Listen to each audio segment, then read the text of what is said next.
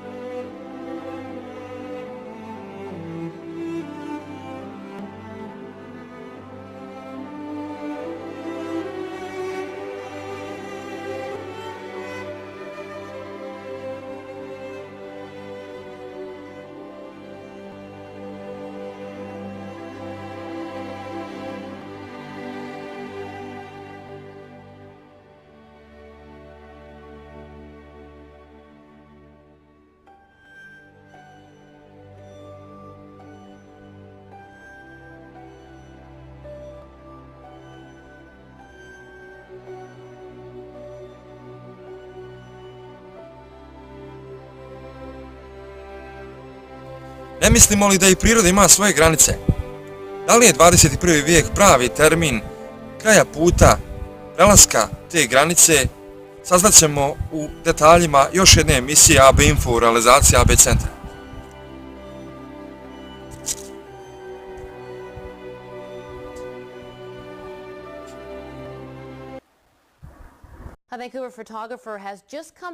Upravo smo dobili obavijest o novo otkrivenoj otpadnoj lokaciji blizu obala Havaja. Snimatelji i prisutni su prestravljeni ovim užasnim otkrićem.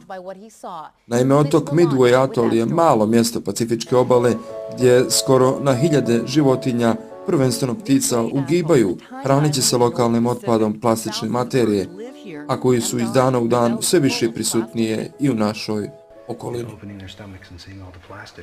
We also were always presented with the juxtaposition of this incredibly beautiful natural paradise. Ukoliko vidimo sav taj strašni sastav koji smo našli u tijelima uginulih ptica, ne možemo a da se ne zapitamo vrijedi li postati samo posmatračem na dolazeće katastrofe, situacije koja polako, našim nemarom, uzima danak rušeći same temelje ljepota koju daje iskonska priroda.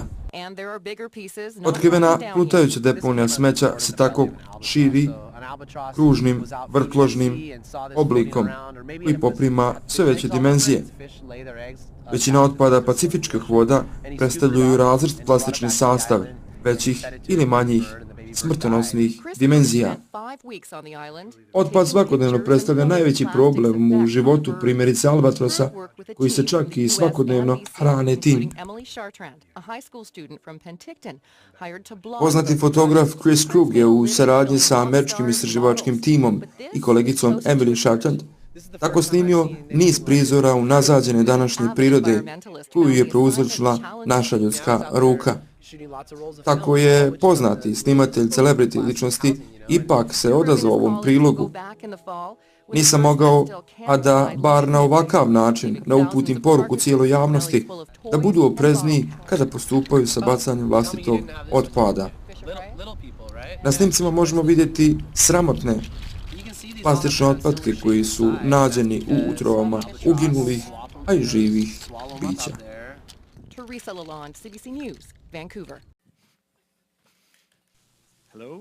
Zdravo, moje ime je Chris Jordan. Slikovito ću vam pokušati predstaviti otpad. Jučer dok sam se vozio prema aerodromu, opazio sam interesantnu pojavu, a koja na prvi pogled se ne da primijetiti.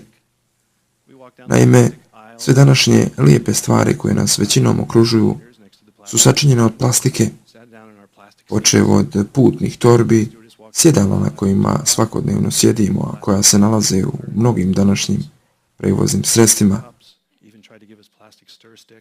Tu su i raznorazne plastične boce sa čepovima koji se kudikamo nepromišljeno bacaju u otvorenu prirodu. Putem kojim sam se zaputio, nastojim pomoći živoj prirodi, a danas vam govorim o promjeni koju vi, ljudski rod, morate prvi učiniti. Kako odpočeti tu priču tragedije u kojoj su glavni krivci sam čovjek? Možda da vam jednostavno pokažem nekim fotografijama koje sam uslikao dok sam bio na pravom terenu.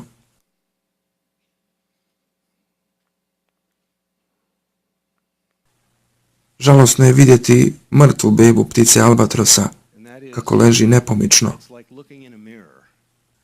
kako zapravo njeno tijelo predstavlja grobnicu ili skrovište, nazovite to kako želite, ljudskog otpada danas.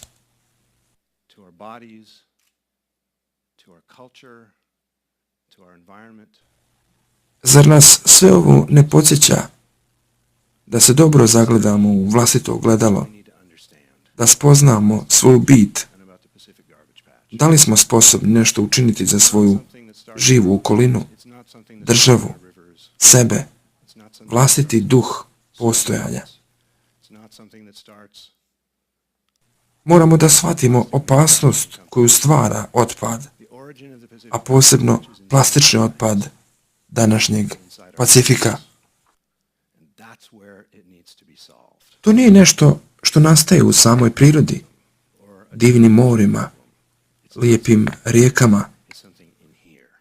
Izvor nastanka smeća u svijetu nastaje zapravo u našim mislima, u našim dušama, o toj potrebi da se proizvede besmrtna plastika. Ako želimo promjenu u svijetu, vratimo se iskonskoj prirodi. Budimo mi ta promjena prvo, jer na kraju sve ono što je izmišljeno čovjekov je izum. Nemojmo dovoditi u pitanje opstanak života na zemlji. Budimo čuvarima zemlje. Budimo zaštitnicima života na planeti Zemlji.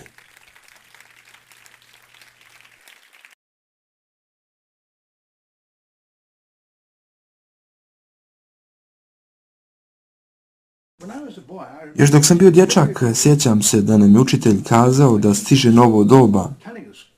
Sjećam se da je pričao o novoj materiji, supstance naziva plastika, kako je najjeftiniji materijal, kako se može koristiti za razne svrhe, za razne proizvode i u razne usluge. Sada mogu slobodno kazati da je 20. vijek zapravo vijek plastike. Još tad se znalo i učitelj je imao pravo. Taj materijal plastika je tako osmišljen da se ne može reciklirati olako. Ne može se tek tako deponirati, ostaje svuda oko nas u prirodi. Firme koje se bave proizvodnjom plastike i artikala od plastike ne mogu definitivno objasniti i potvrditi činjenicu da se doslovno plastika može uništiti jer je neuništiva zapravo. Jednom kad se baci u prirodu, ona ostaje zauvijek tu. Nevjerojatna je pojava koju čovjek današnjice i čovjek budućnosti može vidjeti, kako smo bili ograničeni pravim idejama i pravim spoznajama o pravim izumima. U prošlosti je poznato kako je čovječanstvo doslovce iskrcavalo najgori otpadni otrov u otvorenu prirodu, njenu zemlju, njenu vodu. Sve to stoji, ali plastika ne može istrunuti u prirodi, jer plastika nije prirodna tvorevina. Ali siguran sam da onda kada ljudski rod i njena civilizacija spozna što je zaista uradio prirodi,